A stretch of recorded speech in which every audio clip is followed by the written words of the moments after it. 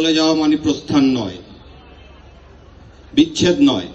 চলে যাওয়া মানে নয় বন্ধন ছিন্ন করা, আর্দ্র রজনী। চলে গেলেও আমার অধিক কিছু থেকে যাবে আমার না থাকা জুড়ে। জানি এই চরম সত্যকে, এই চরম সত্যর কাছে নতি স্বীকার করতে হয় সবাইকে। বিসমিল্লাহির রহমানির রহিম। মোহাম্মদপুর থানা স্বেচ্ছাসেবক দল কর্তৃক আয়োজিত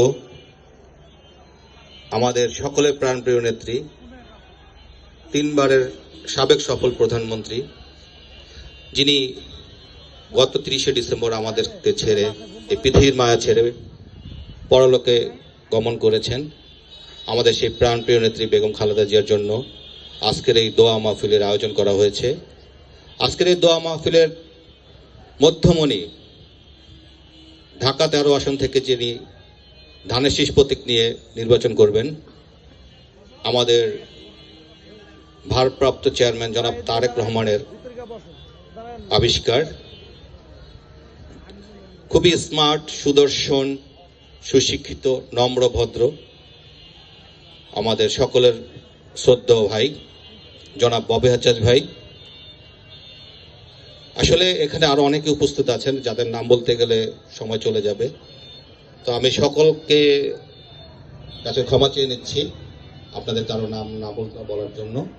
আমাদের মাঝে উপস্থিত আছে মোহাম্মদপুর, আদাবর, শেরেবাংলা নগর থানা বিএনপি, স্বেচ্ছাসেবক দল, ছাত্র দল, যুব দলের নেতৃবৃন্দ, সকলকে আমার ব্যক্তিগত পক্ষ থেকে, বাংলাদেশ জাতীয়তাবাদী স্বেচ্ছাসেবক দলের পক্ষ থেকে রক্তিম শুভেচ্ছা, বিপ্লবী অভিনন্দন। আসসালামু আলাইকুম। প্রিয় উপস্থিতি, মৃত্যুর স্বাদ সবাইকে নিতে হবে। এই পৃথিবীতে কেউ চিরস্থায়ী না। আল্লাহ যখন যাকে যে অবস্থায় ডাক দিবেন তার সেই অবস্থায় চলে যেতে হবে, যেমনটি চলে গিয়েছেন গণতন্ত্রের মা, আপসহীন দেশ নেত্রী বেগম খালেদা জিয়া।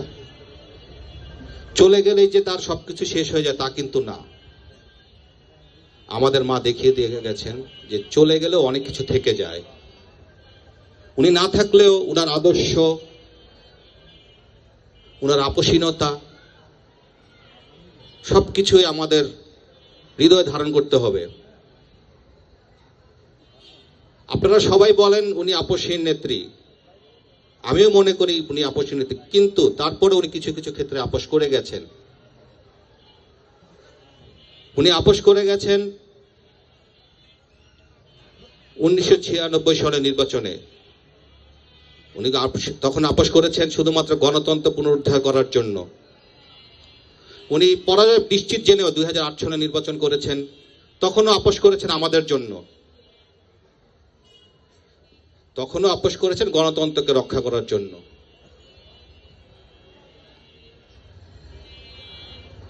1981 সালে যখন আমাদের শহীদ রাষ্ট্রপতি জিয়াউর রহমান সেনাবাহিনীর কিছু বিপদগামী সদস্যদের দ্বারা নির্মমভাবে শহীদ হন,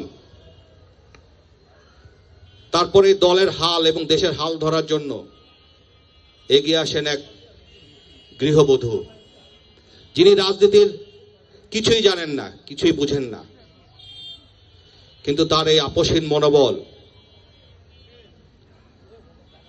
তার আপসহীন মনোবল, তার আপসহীন নেতৃত্ব আজকে বিএনপিকে এখানে নিয়ে এসেছে। ওনার জন্য আসলে আমার এই ক্ষুদ্র ব্যক্তি বলার কিছু নেই। আমি শুধু একটুকু বলতে চাই, আমাদের দেশনেত্রী যদি আরো কিছু দিন বেঁচে থাকতেন হয়তোবা আমাদের দেশটা আরো উন্নত হতে পারত। তারপরে যেহেতু উনি চলে গেছেন, অবশ্যই উনি আমাদের অ্যাক্টিং চেয়ারম্যানকে কোনো না কোনো নির্দেশনা দিয়ে গেছেন। তো যেহেতু এখন নির্বাচনের সময়, আমাদের মাননীয় ভারপ্রাপ্ত চেয়ারম্যান জনাব তারেক রহমানের হাতকে শক্তিশালী করার জন্য আমাদের সকলের স্থান থেকে উচিত ধানের শীষের প্রার্থীকে ভোট দিয়ে জয়যুক্ত করা। আর যেহেতু এখানে আমাদের প্রার্থী, আপনারা এখানে দেখেন, আপনারা উপরে আল্লাহকে হাজির নাজির করে বলেন যে এইখানে এই যে সুদর্শন একজন লোক বসে আছে, আপনাদের কি মন চায় না যে উনাকে একটা ভোট দেওয়ার জন্য? প্রথমত আমাদের প্রতীক ওনার কাছে, দ্বিতীয়ত ওনার চেহারাটা একটি আকর্ষণীয় চেহারা। আমি সবাই কাছে অনুরোধ করব মার্কা এবং ওনার আকর্ষণীয় চেহারার আকর্ষণের দিকে তাকিয়ে আপনারা ধানের শীষে ভোট দেন। ধানের শীষে ভোট দিয়ে বিএনপিকে জয়যুক্ত করুন। বিএনপিকে জয়যুক্ত করলে আমাদের দেশনায়ক জনাব তারেক রহমান আগামীতে রাষ্ট্রনায়ক হবেন। তখন এই রাষ্ট্রকে সংস্কারের দায়িত্ব উনার হাতে চলে যাবে। আমরা তো সবাই রাষ্ট্রের সংস্কার চাই, তাই না? আমরা সবাই তো ভালো মতো থাকতে চাই, আমরা ভোটের অধিকার চাই।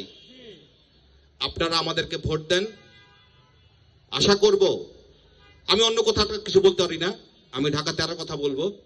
আমি দায়িত্ব নিয়ে বলবো, আমি লিটন মাহমুদ বাবুর দায়িত্ব নিয়ে বলবো, আমাদের ববি হাজ্জাজ ভাই যদি নির্বাচনে জয়ী হন, এই অঞ্চলের যত রকম দুর্দশা আছে, মাদক, ছিনতাইকারী, কিশোর গ্যাং, সব উনি ইনশাল্লাহ নির্মূল করে দেবেন।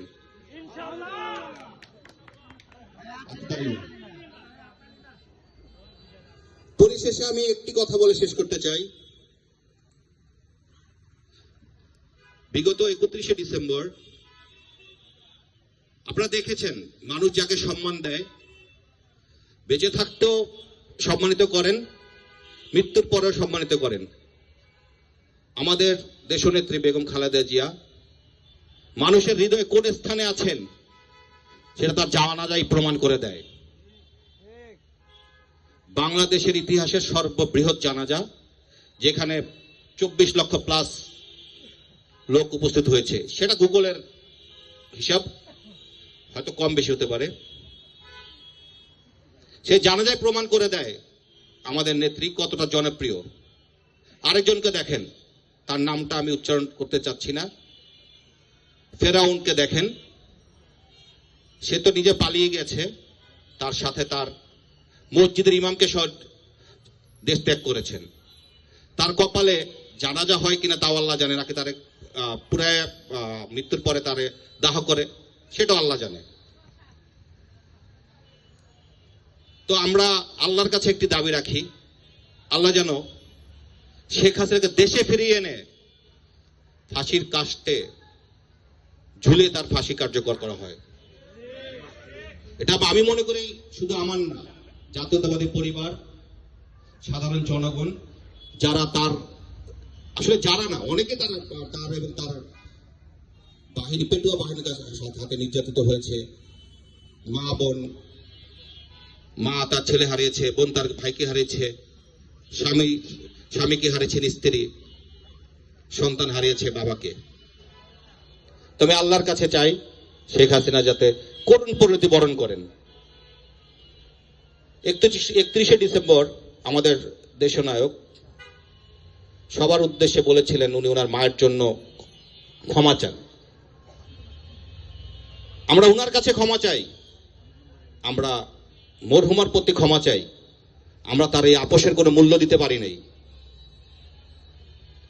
উনি আমাদেরকে যেভাবে আগলে রেখেছেন, আমরা ওনাদের রিটার্ন ব্যাক কিছু দিতে পারি নাই। আমরা সেই জন্য তারেক রহমানের কাছে, জনাব তারেক রহমানের কাছে এবং আমার মরহুমা মায়ের কাছে ক্ষমা চাই। আমাদের অ্যাক্টিং চেয়ারম্যান আরেকটি কথা বলে গেছেন,